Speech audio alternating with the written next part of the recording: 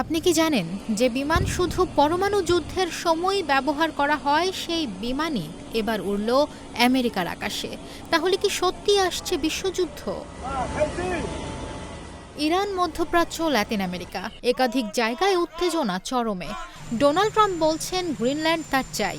ভেনেজুয়েলার প্রেসিডেন্টকে তুলে আনার পর লাতিন আমেরিকার অন্যান্য দেশগুলিও শঙ্কিত। পাশাপাশি ইরানকেও হুমকি দিচ্ছেন আমেরিকার প্রেসিডেন্ট। এরকম পরিস্থিতির মধ্যেই আমেরিকার আকাশে দেখা মিলল ডুমসডে প্লেনের।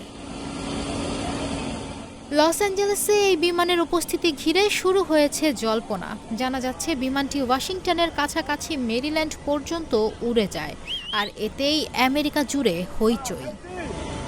কেন এই ধরনের বিমান রেখেছে আমেরিকা? দেশের জরুরি অবস্থার সময়ই একমাত্র এই ডুমসডে প্লেনের ব্যবহার করা হয়। পরমাণু যুদ্ধের সময় এই বিমান থেকেই সবকিছু নিয়ন্ত্রণ করা হয়। পরমাণু যুদ্ধ মানেই পৃথিবী ধ্বংসের সম্ভাবনা, তাই এই বিমানের নাম রাখা হয়েছে ডুমসডে প্লেন। সাধারণভাবে এই ধরনের বিমানকে মানুষের চোখের আড়ালেই রাখা হয়। এই বিমানটি হলো বোয়িংয়ের E-4 advance airborne command post. ৫১ বছর পর আবারও আকাশে উঠল এই ভয়ঙ্কর বিমান। কেন এই বিমান ওড়ানো হলো, কে ছিলেন এর ভেতরে, আর ঠিক কতটা ভয়ঙ্কর এই উড়ন্ত কমান্ড সেন্টার? ডুমসডে প্লেনের বিশেষত্ব। ডুমসডে প্লেনের অফিসিয়াল নাম E-4B নাইট ওয়াচ। এটি মূলত একটি উড়ন্ত কমান্ড সেন্টার বা নিয়ন্ত্রণ কক্ষ হিসেবে কাজ করে। জরুরি অবস্থায় এটি মার্কিন প্রেসিডেন্ট এবং সামরিক বাহিনীর শীর্ষ নেতাদের নিয়ে আকাশ থেকেই দেশ পরিচালনার কাজ করতে পারে।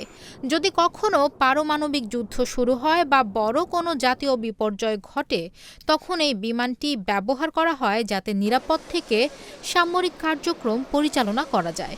মাটির সব যোগাযোগ ব্যবস্থা ধ্বংস হয়ে গেলেও এই বিমানটি আকাশ থেকে বিশ্বের যে কোনো প্রান্তের সাথে যোগাযোগ রক্ষা করতে সক্ষম।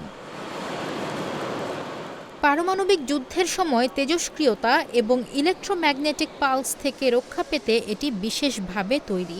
৪ ইঞ্জিনের এই বিমানটি জ্বালানি ছাড়া টানা ১২ ঘন্টা উড়তে পারে। এমনকি আকাশে উড়ন্ত অবস্থাতেও এতে জ্বালানি ভরা সম্ভব। মাটির সব টাওয়ার বা সিস্টেম ধ্বংস হয়ে গেলেও এটি আকাশ থেকে সারা বিশ্বের সাথে যোগাযোগ রাখতে পারে। ডুমসডে প্লেনের ভেতরে কি আছে? বিমানটি ভেতরে মোট ৬টি ভাগে বিভক্ত।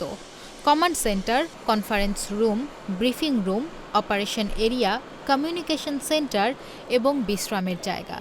এই বিমানে একসঙ্গে ১১১ জন মানুষ থাকতে পারেন। আমেরিকায় এই ধরনের বিমান আছে মাত্র ৪টি। বিশ্ব রাজনীতি যখন উত্তাল, যুদ্ধের ভাষা যখন আরও ধারালো, ঠিক তখনই আকাশে কেয়ামতের বিমান। প্রশ্ন একটাই, এটা কি শুধুই মহড়া নাকি আসন্ন কোনো ভয়াবহ সংকেত? বিশ্ব এখন তাকিয়ে আমেরিকার আকাশের দিকে। নিশা মাহমুদা, ইন্ডিপেন্ডেন্ট ডিজিটাল।